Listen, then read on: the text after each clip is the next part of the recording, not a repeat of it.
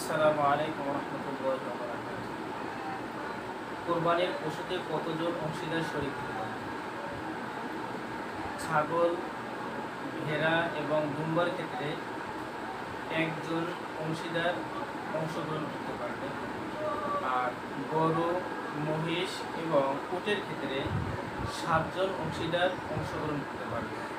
অর্থাৎ 1 থেকে 7 জন পর্যন্ত একজনেও একটা গরু কোরবানি করতে পারে, দুজন মিলেও একটা গরু কোরবানি করতে পারে, 3 জন, 4 জন, 5 জন, 6 জন, 7 জন পর্যন্ত, 7 জন অংশীদার পর্যন্ত গরু, মহিষ এবং উটের ক্ষেত্রে অংশীদারি হতে পারে। যেমন এসেছে হিদায়ার বিজ্ঞানে 4 নম্বর খণ্ডে 444 নম্বর পৃষ্ঠা এবং বাজ্জাজিয়ার 6 নম্বর খণ্ডের 290 নম্বর পৃষ্ঠা এবং আল ফিকহুল ইসলামের 3 নম্বর খণ্ডের 695 নম্বর পৃষ্ঠা।